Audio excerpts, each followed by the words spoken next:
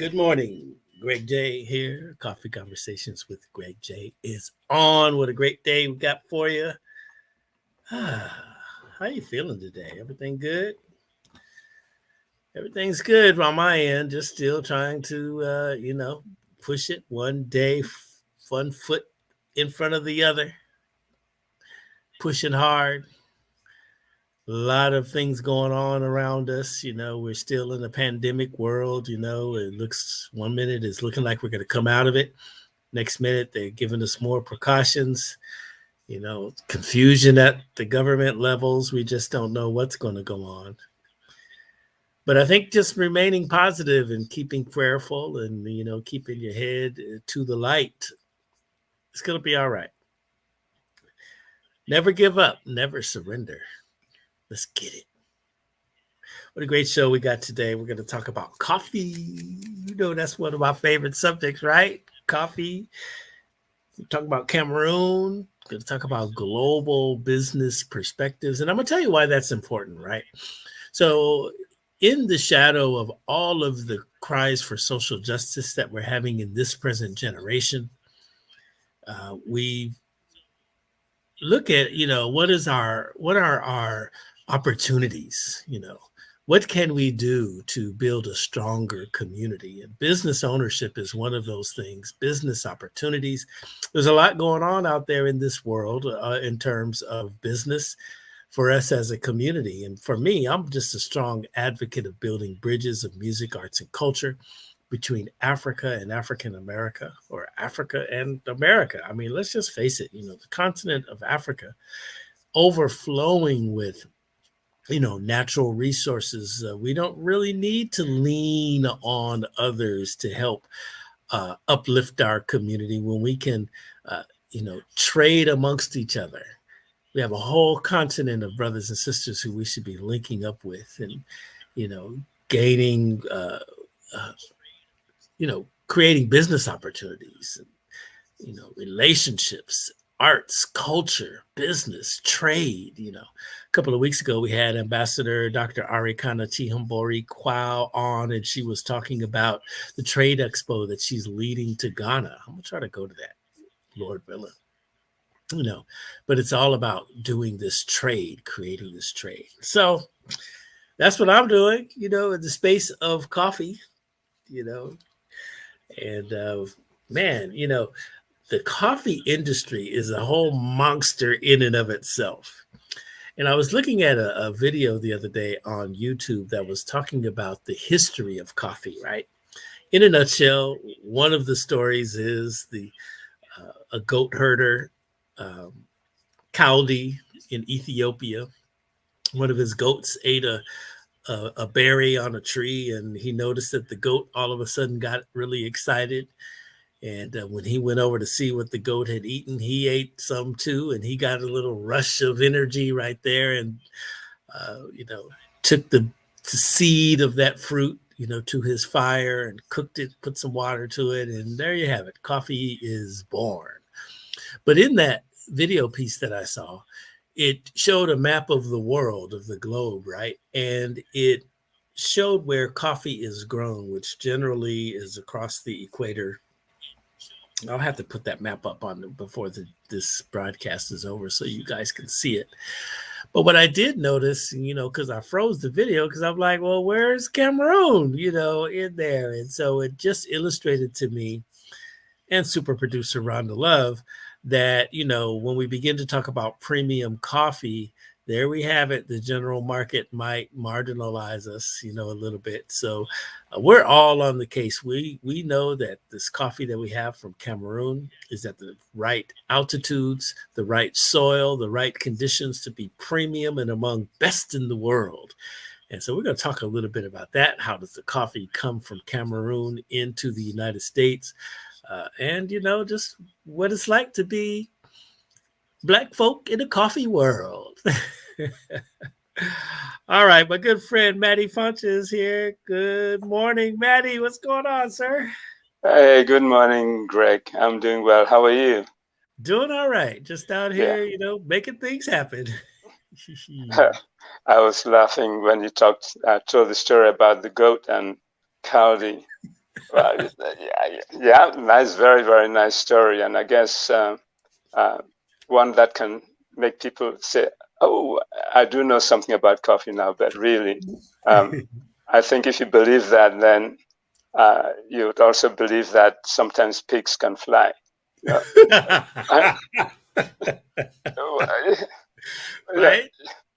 look, I think we knew how to drink coffee and eat the leaves and smoke some of it or whatever way before some shepherd in East Ethiopia, discovered that his goats got excited eating coffee berries.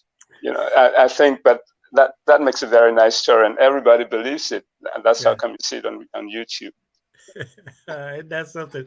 But you know what? Isn't that always the case? Is that, they'll tell a origin story, in our history, and we're like, well, no, we was already doing it. Yeah. Yeah. Oh man, that's really, really something. Maddie, I'm really getting steeped in the whole coffee industry and learning quite a bit. There's so many different, types of coffee, so many different ways to prepare coffee drinks. I'm even looking at I went to a coffee conference not too long ago, and I learned how to make a coffee martini.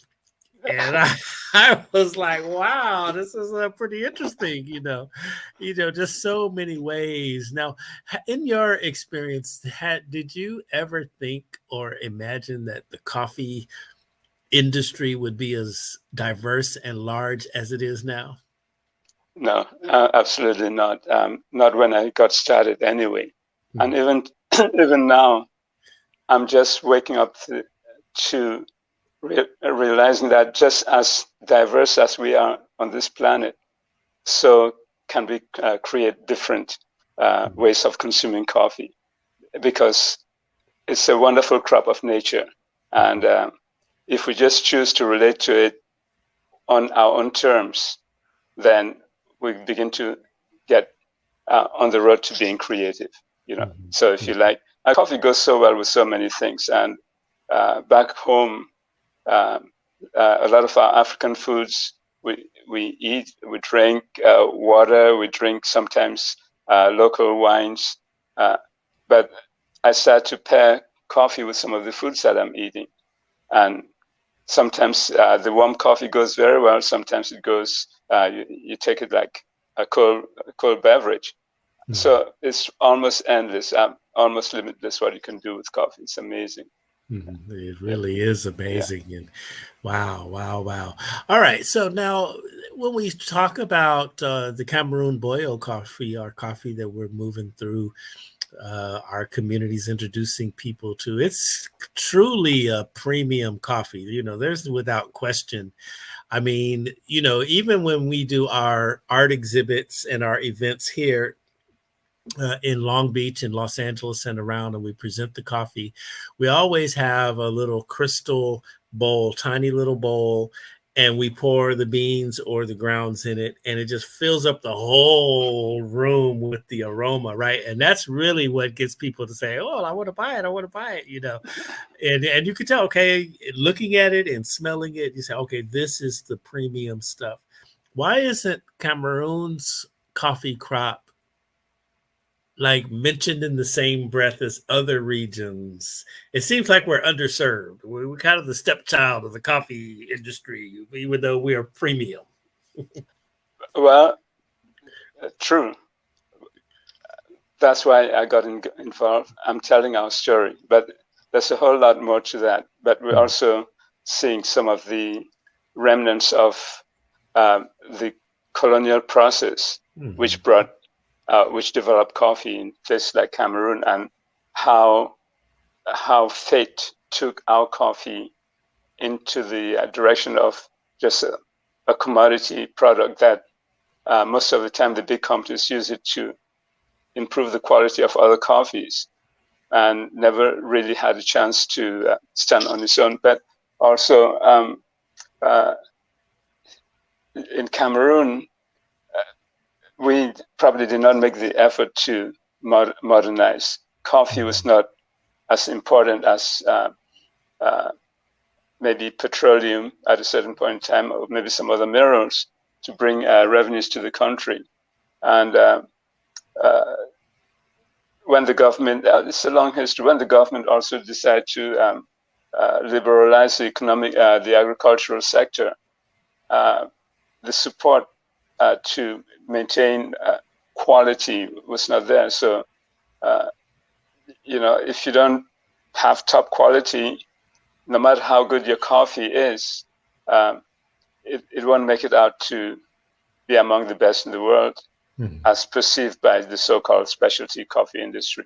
So we decided that we have a good product, and we're going to work as like professionals, and we're going to bring an excellent product and put it in front of every other coffee, and it will stand on its own, and it really does stand on its own, and it shines way beyond most other coffees around the world. Yeah. It's really interesting because people don't know there's a whole, chart and, standards that the coffee is graded on and everything, Are you going to the Specialty Coffee Association gathering that's coming up soon? Actually, it started already. There were events today. Yesterday, today, in New Orleans. I will be going for the day on Saturday. I would have been there for a couple of days, but we have coffee that just arrived from Cameroon. It's in the port of Charleston, and we're dealing with those issues around Corona, shortage of trucks. So we're trying to get our coffee over to Atlanta. I thought the coffee will be moving today, but it's not, and hopefully it will move tomorrow, so we can unpack it and then send it to our different warehouses around the country. And Saturday I'm going to New Orleans for the event. Got a lot of work to do. It's right here in Long Beach, California, where we originate. And, we have a port, and the news is how the ships are backed up. Like if you go down, just a couple of blocks away from our studio here, if you go out there and you look out into the water, you will see the ships are backed up. And that's in the news now, how the trucks are, it's just taking a long time to get goods off of the ships and into the distribution systems. And it's becoming a really big issue in the port of Long Beach and the port of Los Angeles. I can imagine out there in Charleston and wherever there's major ports, this stuff is really, really happening. But, I'm reminded as you discuss this, can we just really kind of brushstroke the journey of the coffee? I was talking to one of my retailers, and she was, when I explained to her how the coffee got here, she was like, wow, I'm actually going to make a little book because we need to, be able to educate the people on the journey of the coffee. But for sake of this conversation, can you share with the people how the coffee gets to our cups? Okay. Well, let's take a mature tree, mature coffee tree. So I guess we can start from that point. The trees make their flowers, and I'll keep it short. Trees make their flowers, the bees do their thing, the flowers make fruit. After 9 months of work at the farm, the fruit ripens. So that's where more of the work goes into maintaining quality of the coffee. Farmers now have to go in. The fruit, they're like little cherries, just same size as a cherry. The farmers pluck them one by one, just fully ripe ones. And then when they've gotten a basket or a big bag that evening, they have to remove the fruit pad and get to the seed. The seed is what we consume, so we're getting after that seed. To get the seed ready to be sent out, it has to be washed, dried. And then there's a very, very thick skin that has to be removed in the dry mill. So all of those processes happen. It takes about 2-3 months for all of that to happen. And then we take it through a sorting process where individuals go through the beans one by one, look for the ones that are damaged, the ones that might have been eaten up by some bugs, and remove them because they'll affect the taste of your coffee. If you have like the commercial grade coffee, which are not properly cleaned, they don't taste as good as the specialty coffee, which is the kind of coffee that we're talking about earlier on. So you remove the defective beans, and you're left with just top quality beans, and we pass them through a screening machine which separates them by size, so that the roaster or the chef who will be handling the coffee afterwards can give the best treatments to the coffee and make sure that it comes out the way that they want. So at that point, we put them in bags, and then send them to the port for export. From Cameroon, we put them in sea containers, about 19 tons in one full container, and ship it across the ocean. Normally, it takes about 41 days. But this last shipment took us about 3 months, maybe a little bit more. Again, thanks to disruptions caused by Corona.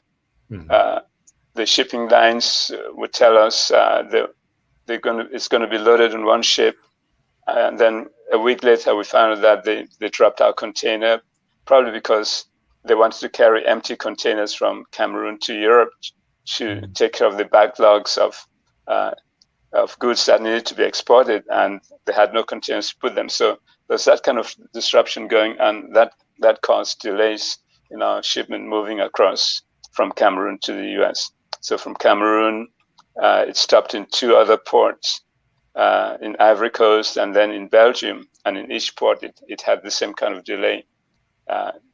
Transshipment, which should take about 4 days, sometimes 2.5, 3 weeks. But we got it here in Charleston, and still in Charleston, we're trying to get it out. And we're still stuck with the issues of, can we get a truck? If we get a truck, apparently the shipping company, they haven't released it yet because internally they had a problem with communications. The office in Cameroon did not tell the office in the US that we paid for our container. So we're still trying to get the bill of lading released so that we can ship out the coffee tomorrow. So, and when it gets here, then we have to get into warehouses and then to the coffee roaster who does their things and then packages them before they're distributed to consumers. So, wow. That's right. That's right. Now you have organized a collective of farmers up there in the mountains. So these are small farmers. This isn't like a big coffee plantation, but 19 tons of coffee, that's a lot, How many farmers are we talking? And like, generally speaking, can you give us an idea of what size their lots are, their farms? Yeah, if you were to give a very, very rough average, then I'll say that each farmer is producing about 200 pounds of coffee. The 19 tons, that translates to about 40,000 pounds, maybe a little bit more. So it takes a lot of farmers and a lot of work. There's some bigger farmers that contribute coffee more than the 200 pounds. And again, when you start to talk about numbers like that, the issue comes to something you alluded to at the beginning. You started talking about social justice. And so when I start talking about the numbers that are involved, I have to keep thinking about, well, what is the effect of modern trade? Why do we have so many people who are left behind when it comes to trading of things like coffee, cacao, other things that we call commodities? And so that whole issue of social justice comes in. But we're linking our form of capitalism with social justice. And we know that they're not mutually exclusive. In fact, they should go together, and we marry them together very, very well by giving the farmers that dignity to say you're a professional, therefore produce top quality. And then we come to our roasters, and they're equally the same professionals say, let's collaborate. And that dignity that we bring into the whole supply chain makes a very, very big difference, not only in terms of the quality of our coffee, but into why we have to pay a certain price for that coffee. And so, yeah, coming back now to the numbers, because I want to make sure that when we're talking the numbers, we see the kind of impact that could take place if we do the right thing. You need about, right now we have about 600 farmers. We should, in theory, with our project, have been about maybe 2,000, 3,000, 4,000, 5,000, because it's at the point where the farmers have seen that what we're doing is best option for them. So it's a question of opening up markets, and then we'll be able to supply into those markets. And right now the markets they're opening up a lot. The more that we have this kind of information session where people find out about the coffee and why we're doing it, the more that the demand is there. And so we have 600 farmers registered in the program, but we touch coffee from probably about 2,000 or 3,000 farmers. Mm-hmm. Yeah. You know, when I went to the coffee conference a month ago, you know, and I talked to, you know, the different, I mean, first of all, the coffee industry there's a lot, okay, a lot of stuff, right? A lot of people, a lot of different things. And so when I talked about the coffee from Cameroon, almost 100% people were like, Cameroon, wow, yeah. What? You know, and these are coffee professionals, you know, they didn't know that a premium coffee would come from Cameroon. You know, what can we do to, at least inside of the industry, what is the best way to, I guess, increase awareness about this beautiful coffee from Cameroon, West Africa? Well, pretty much what we're doing right now, because it is increasing. 5 years ago, maybe even 2-3 years ago, 5 years ago, we could not, it was very difficult to have this kind of conversation and reach so many people. But more importantly, the more people get to know about coffee, and the more people get to sample and taste good quality coffee, then the more difficult it is for them to consume the low end of the coffee. And so to get our coffee be known, we got to make sure that we remain like producers of good quality and good tasting coffee. And then one customer at a time, let them say, not turn away from our coffee, but encourage them to talk about our coffee. And you know, there's no mystery to it. If you don't have big bucks and we don't have big partners, then it will just take some time, but it will eventually come. And doing the right things too means that eventually we can go to the big brands and we tell them that, look, what you're doing is not really living up to what morally, if we have to look at a 21st century form of human morality, it's not right to keep people working almost in an enslaved form, just to make a few people very, very rich at the other end of the supply chain. And so we're doing away with that, and that reputation just eventually will reach a point where it grows exponentially.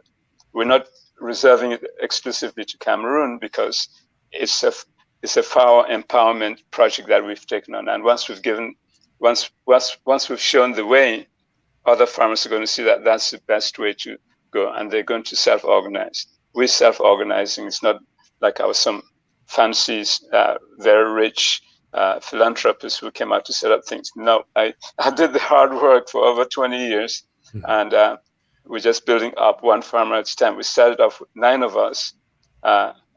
When I've called the farmers, I got about 9 farmers together, and then those 9 farmers saw that it was a good thing that we're doing.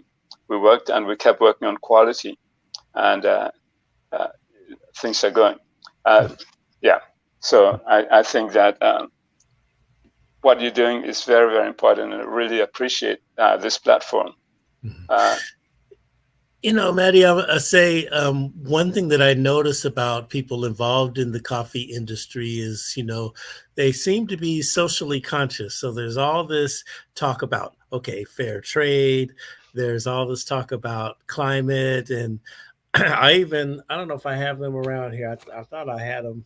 I got a dang, I don't have them handy, but I got even these coasters, right, that you put your coffee cup on. But they said after you finish using the coaster, you put the coaster in the soil, and it'll grow into a beautiful plant. There's all of these, very social conscious knickknacks that people involved in the coffee industry have. And so one guy that I was talking to, he was the president of a company that makes roasters, SonoFresh, and he was the CEO, and his whole claim to fame was that he had like 5 different varieties of beans, and his whole thing was, okay, if you buy this coffee, it helps women in these countries, right? And it was this whole thing, and that seemed to be a really strong selling point for people attending the coffee conference. What is the most socially conscious aspect of our coffee here? Is it fair trade? And then explain fair trade too. That's another question. Well, I think the most, for me personally, the way I look at it, the most impactful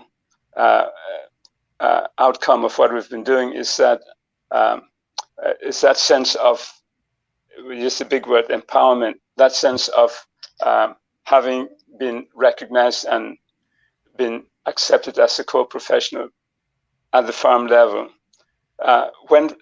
Even though the numbers of farmers are very, very small, but the benefits that they see with getting rewarded more for what they've done because of the quality and being recognized as co-professionals in this industry, as opposed to just farmers, which has sometimes even like not so much a negative connotation, but we don't look at them like you look at doctors, for instance. Yet they're just as important for us to be able to live live our lives. So for me,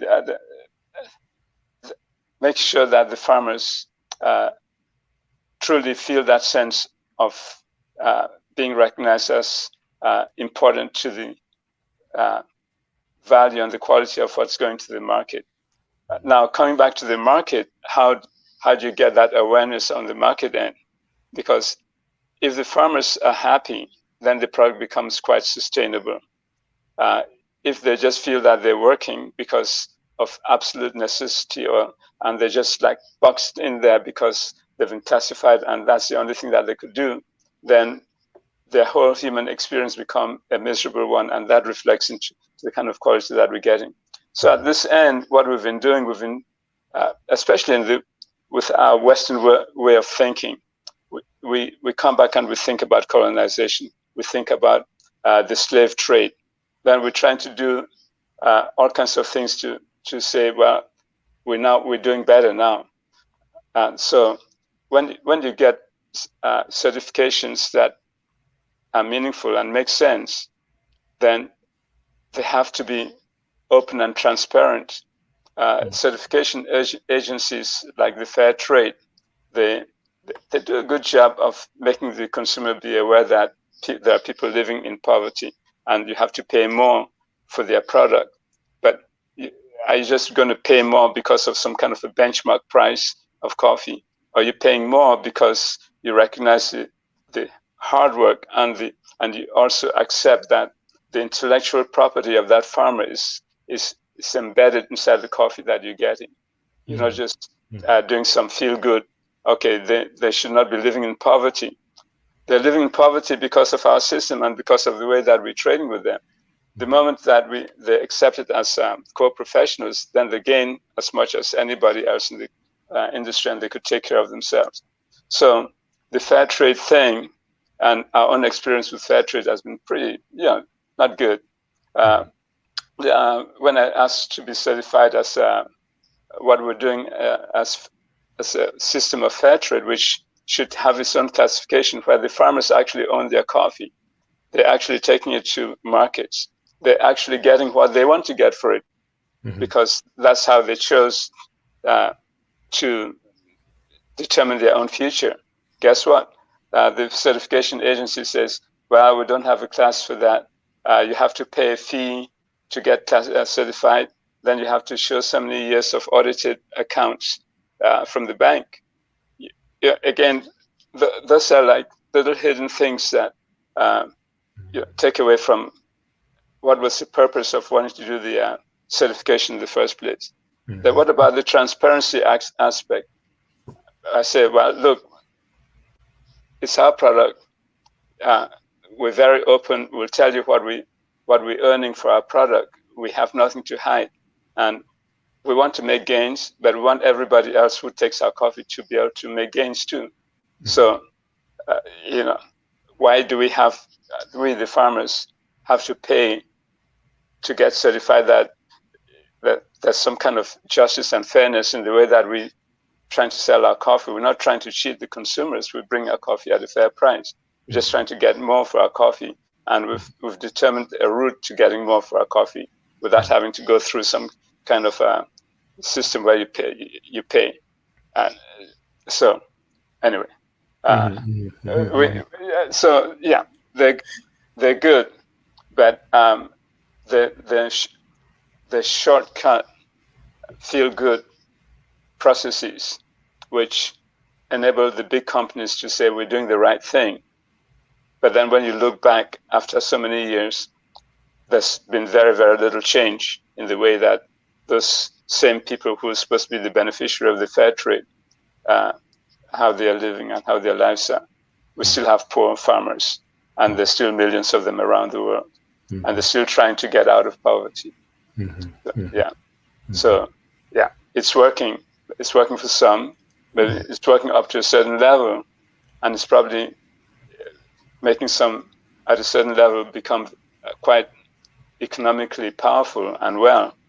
But I think it's also leaving behind millions, hundreds, because that verification and that transparency is not there 100%. Let me ask you this. Let me try to share this. So when we begin to talk about premium coffee, I mean, folks are talking about what is the one? Blue Mountain, they're paying a lot of money for the bag of Blue Mountain, and they talk about coffee from Costa Rica. There's all these, locations, right? What makes a coffee premium as opposed to my regular Folgers? Well, you can make your Folger a premium too if you choose. There's not. I don't think there's some absolute standards that you could say would make something premium. When you get beyond the fundamentals of due diligence, when the farmers have taken good care to give you ripe beans as opposed to giving you coffee which is not ready. For the coffee to taste good, it has to be ripe. So if you take coffee that's not mature and it's not ripe, then it's not going to give you good coffee, and you cannot classify those as premium. So what makes premium starts from the farmers, how they harvest their coffee, how they handle it, how they process it, and then the next step is how it's handled during transportation. You have to get the moisture level down to a certain range so that the coffee still maintains the freshness, but doesn't begin to get all moldy in the bag because it has to travel for so long. It has to be roasted and consumed within a short period of time.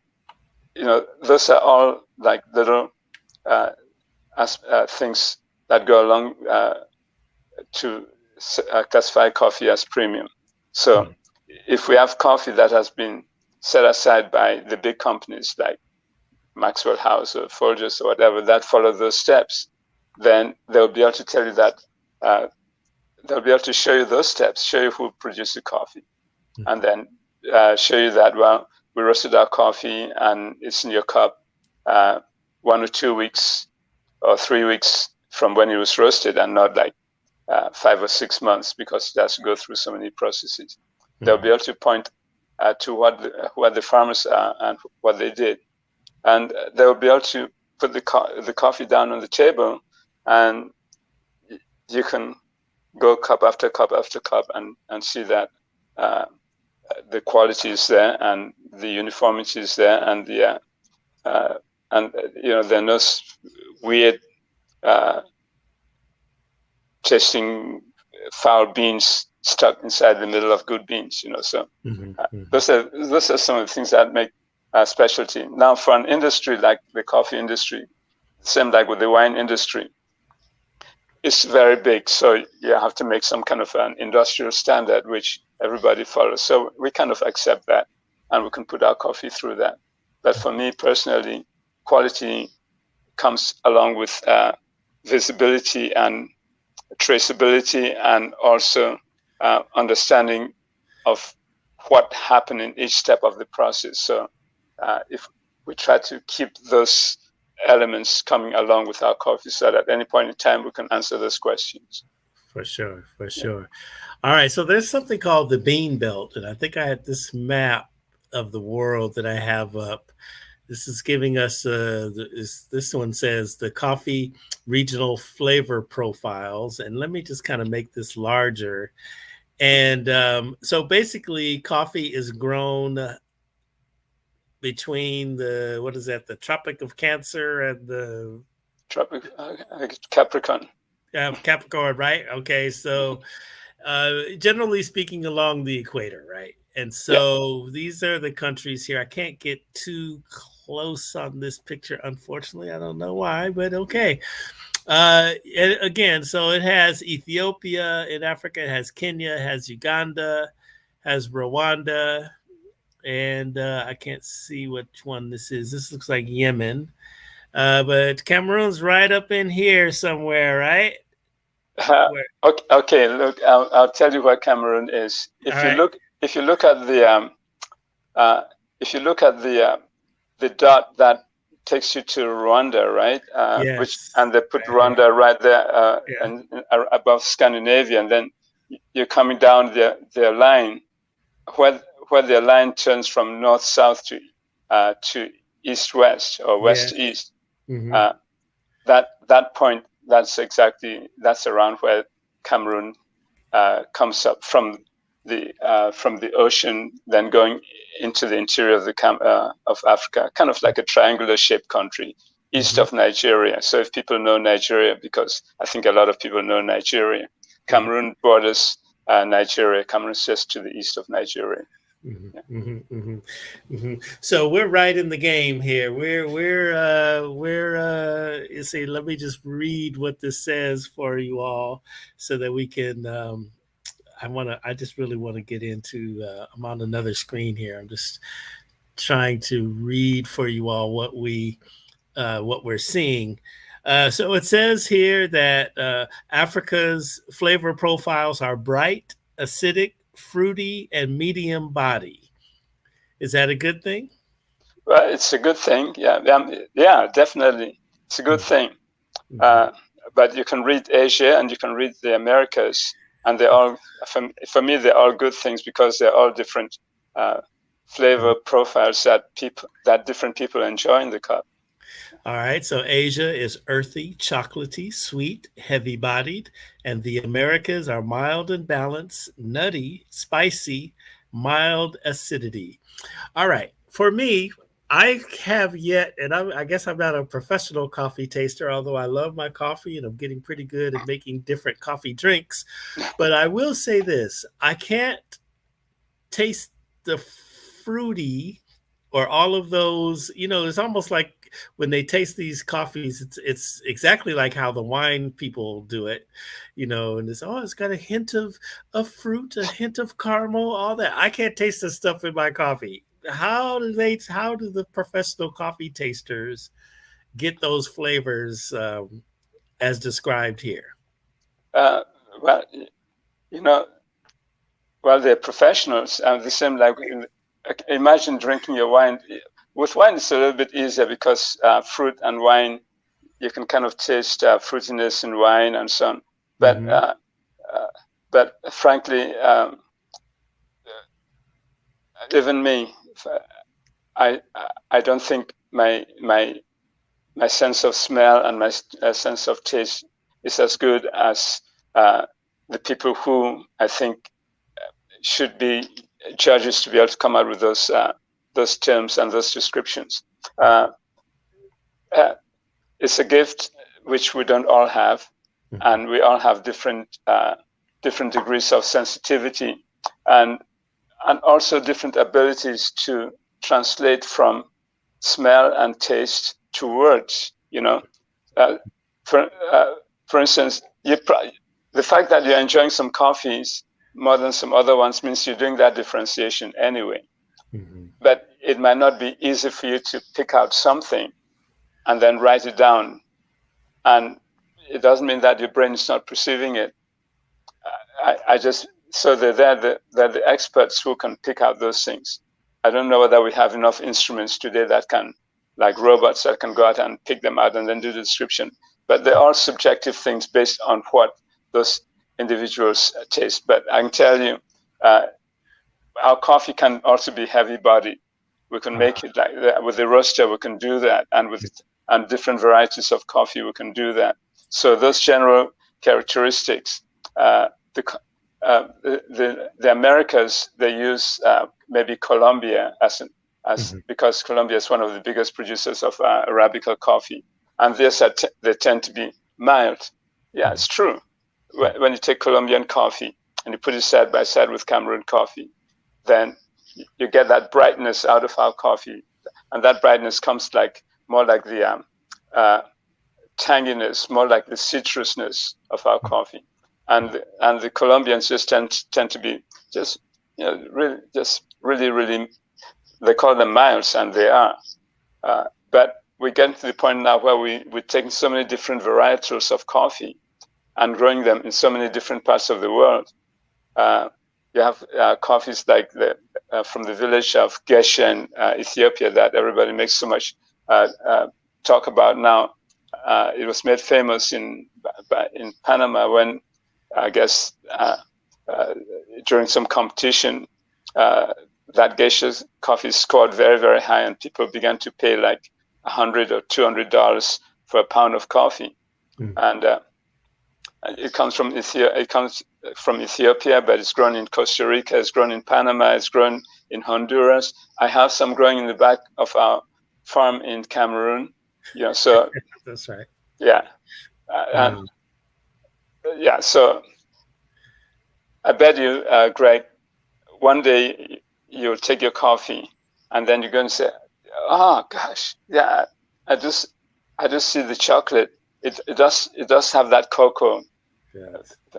And maybe when we meet another time, you brew the coffee without any, of course, as usual, you don't have to mix like sugar and milk in it. And you take a cocoa bean, and maybe you rub it in your hand and smell it, then sip your coffee. You're going to pick it up in our coffee. So our senses play with us too. Yeah. And so, some people are good at slurping that coffee, vaporizing it, and then smelling those different aromas. Then they can describe it.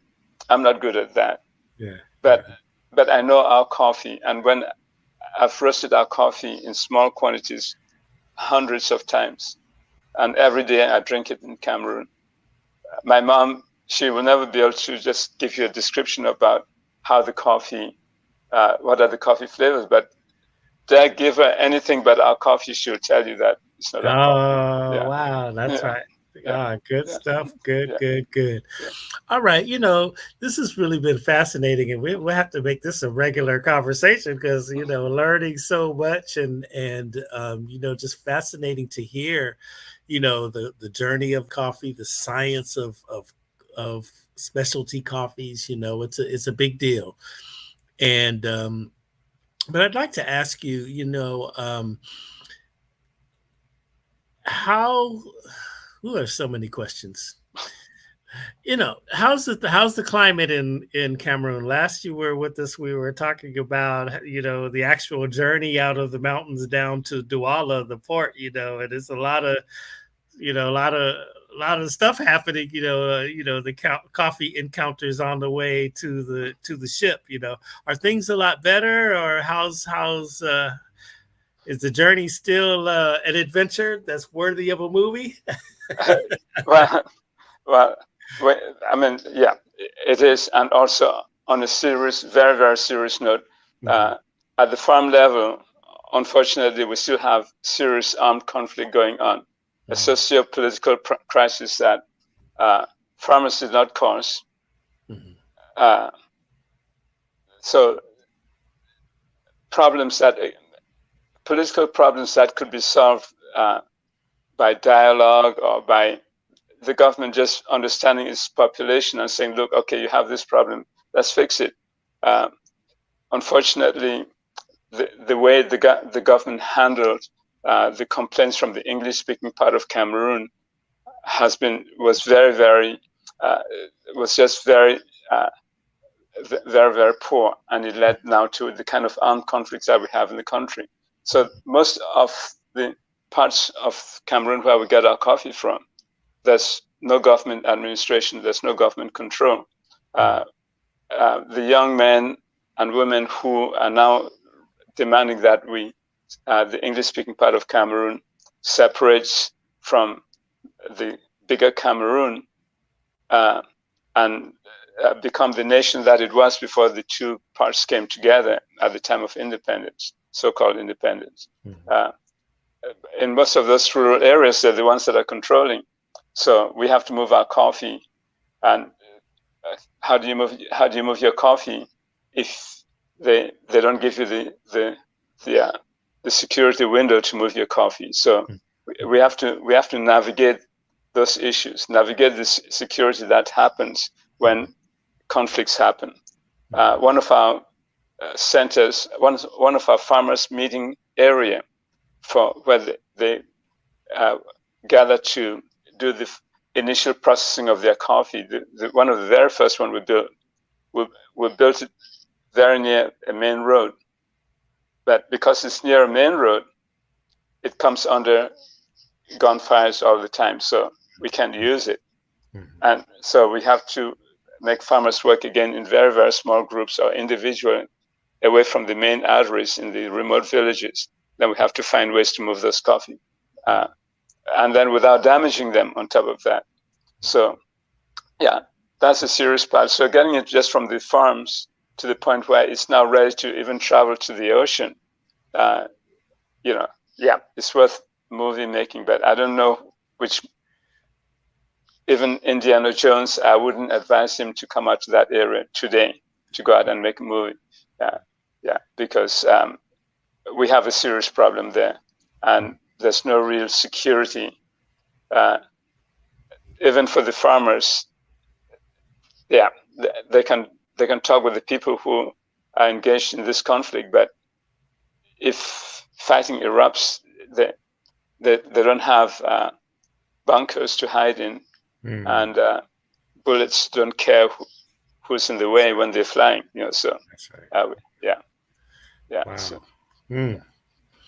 That's yeah. really something. I mean, I would like to document that journey. I know it's dangerous, but I do. I see the vision to be able to document that because you know what? You want the world to know what's going on there, and that could. But, I'm thinking it could help. You but, know. well, Greg, I don't want to be doing this because I'm not here to be selling books and so on. But we did we did do some documentation. This Mm, magazine called Sources Magazine, and you okay. can go online sourcesmag.com. Uh, it's a very well produced magazine. Yeah, Okay. wait, hold on, let's see. And there I talk a little bit about and the pictures are really excellent, top quality. It Okay. it shows it shows how farmers are living and how they have to. I'm glad that one ended up with peace, but how we have to navigate uh, some of this conflict to get our coffee out. And there's a good section which it's an interview section at the back of the book where we actually talk about how we empower farmers through our process. And then at the beginning of the book, there's a section that talks about the history of Cameroon and how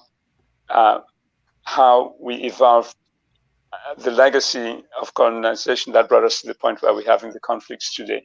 So if you can let your readers or your listeners know, they can buy a copy of that book. And the proceeds are all going back to helping the farmers who have been displaced, and there's no profit being made out of it. So it's a good thing.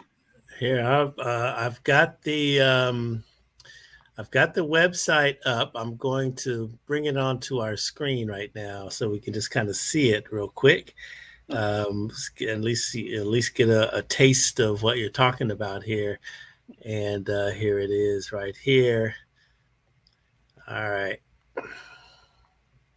Yes. Yeah. So this is interesting stuff right here. I mean, people need to know that. I think especially, Americans need to know, but I'm just going to go ahead and say, African Americans need to know. So this picture here, where is this? What are they doing? Are they milling the coffee? Yeah, well, this one, which of the pictures? So on the left side, can you see the women? Yeah. Okay. Yeah, that is in the mill after the coffee has been after the skins have been removed from the coffee and the coffee beans are now ready for export. You can imagine those women go through the bean after bean after bean to remove the defective ones and to keep the good ones. Machines can do as good a job as the human eye in that respect. So for me, the kind of work that those women are doing is so important to the quality of the coffee, and they deserve to be paid well. So in our process, they're very well taken care of, and we do document things like that. So, yeah. Wow! Look at there's their phones getting charged. Yeah. This is good stuff. Now, what are those on the right hand side here? That's are those? They look like corn. That's corn. That's a corn farm. That's a farmer. The farm's getting the. I'm sorry, my phone was ringing. Let me. Okay. Okay, there we go. Sorry, I don't know. Could you hear me? Yes, I could hear you. Yeah. Okay. Yeah, that's the farmer standing in front of his corn. He's hoping that he'll be able to harvest it because fighting was going on around that time, and so at the time the young man we sent to Cameroon took those pictures. He wasn't sure that he was going to be able to harvest it, and even if he did, the local market was not there. Everybody had gone out of the village, out of the town. Yeah. But then life also goes on some other parts. See the young people playing soccer. This beautiful country. Man, thanks. Yeah, I gotta make it. I gotta go. Okay. But look that one on the left. That young man. That's Ernest. Is one of our main helpers in the farm in our project. He's in the backyard of their farm, and you can see how much the weeds have taken over the farm because there was nobody there to work it. So yeah. I'm looking at these pictures and I'm just touched to my heart because I did my DNA and I am like 80% from Cameroon. Oh, okay. All right. And I'm just looking at these faces and these are my people. Well, peace will eventually find some peace and freedom. Then I think you'll be able to come out and feel at home back home. Wow. Good stuff here, Red. Good stuff here. I'm enjoying my Kalimba Cameroon Boyo coffee right here. And, it's just, chopping it up with Matti Foncha about coffee and how it gets here from Cameroon. This is, look, you wish you were me. I hope you guys are really, really enjoying this conversation. I know that I am. We get that sourcesmag.com. You know what? I need a few copies. I know exactly where to sell those books. Our coffee we have in one of our retailers is the Village Treasures store. She sells African art inside of she's a landmark here in Southern California, but right around the corner here in Long Beach. And man, we need to put some Sources Mags inside there alongside the coffee. You know, this is what we have to do to get this information out to the people. Beautiful pictures, beautiful depictions of what's going on in Cameroon. Yeah, I'm going to get some copies of it to you. Okay, excellent. All right, Matti. Before we get out of here, I want to hear your, generally speaking, right? When in African Americans, as we now just, I guess the word is reconsider our place in America, right? Or we're reawakened, actually, you know. And there's a level of consciousness that's really alive and kicking now, especially after, it was already bubbling, but now after the murder of George Floyd, Ahmaud Arbery, Breonna Taylor, on and on and on, we're now reinventing our consciousness as African Americans. And I think a part of that reinvention really must involve exchange with our brothers and sisters on the continent of Africa. And for me, it's business. That's why, we're doing our thing here. And there's a few other things that we hope to jump into soon. And can you share how important it is to create this business exchange between the African American community and our brothers and sisters on the continent of Africa? Well, if you want to determine your own future, then you have to take it, and you have to make those steps yourself. You can't let some other people do it for you. Mm-hmm. So that consciousness already is a beginning point. It's not about talking about going to Egypt, even though that's very, very important, about saying how the pharaohs were all black people. Yeah, that's good. But today we live in the 21st century. The young African computer scientists, computer engineers, the young African doctors, and the young mechanics, entrepreneurs, welders over here, just using the medium like how we're using it today. It's as simple as that, joining Facebook groups, which makes sense to you. Keeping away from old stereotypes, the stereotypes that we're meant to believe because of biased education systems, both in Africa and also over here. Getting to know our true history and sharing them, and keeping away from conspiracy theories. And, we don't have to be reactive about anything. We just have to be ourselves. We don't have to be apologetic about anything. We don't have to justify anything. We just have to be us and engage with the rest of the world in the 21st century. Our movie makers, why not take more and more African stories and African folklore and put them in the production and the way that they craft their movies over here. And so there's a lot of things that we can do. We don't have to wait for somebody to come out and say and inspire us. Just imagine something and start to do it. You'll find a connection with some other person in the continent that's ready to work with you. We have the tools right now, thanks to all of the Instagram and Facebook, and that generation, which is like the millennials and so on, they shouldn't even begin to be asking questions like that because they're already connected.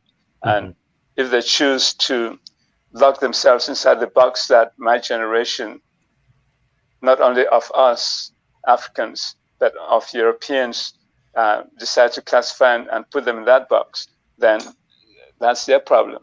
But I think the road is open. They need to step up and define themselves and show themselves to the rest of the world. That's right. Yeah.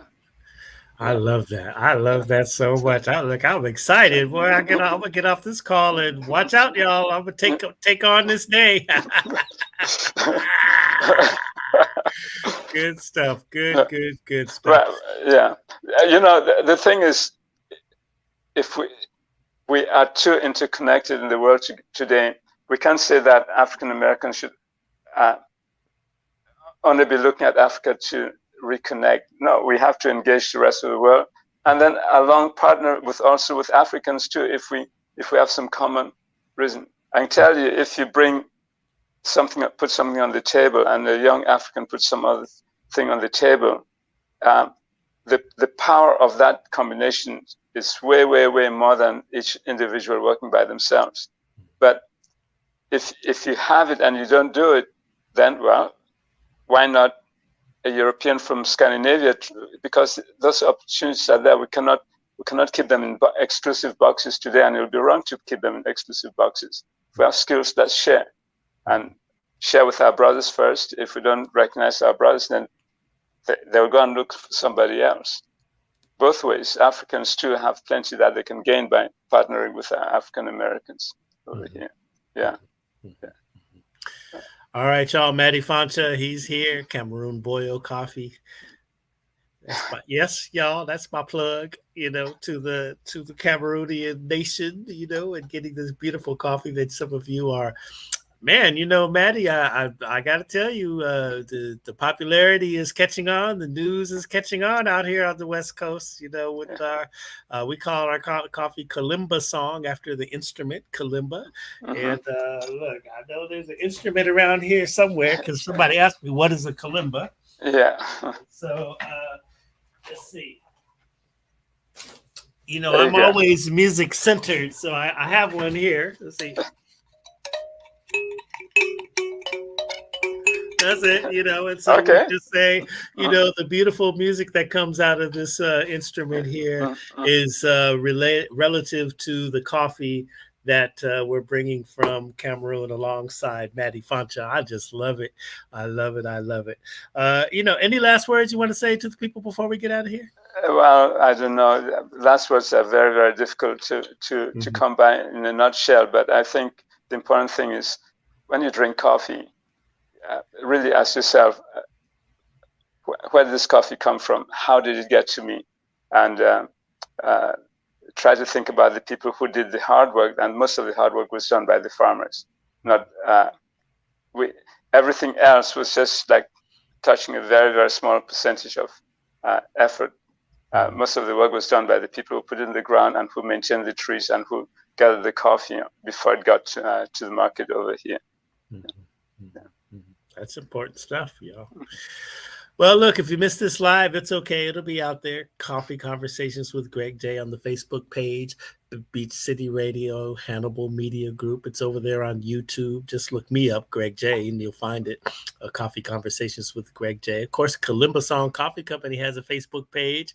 This is on there. And then if you want to go over to Beach City Radio, beachcityradio.com, it's there, KalimbaSongCoffeeCompany.com, and then the audio version will be repurposed and put out there wherever you get your favorite podcasts. That's Spreaker, iHeart, Google, Apple, Stitcher, Spotify, just wherever, man. Just go Coffee Conversations with Greg J, and it'll be there for you to listen to this. Spread this one around. There's some very interesting nuggets that Matti shared with us today.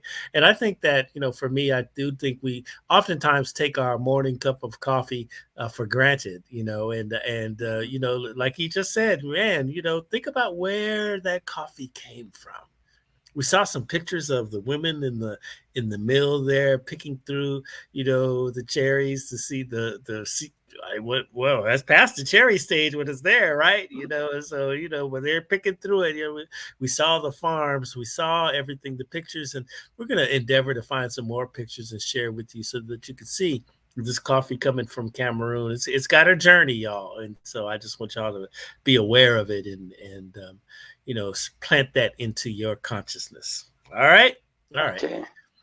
Love one another, y'all. Love one another. Love one another. Peace and blessings. Peace to you.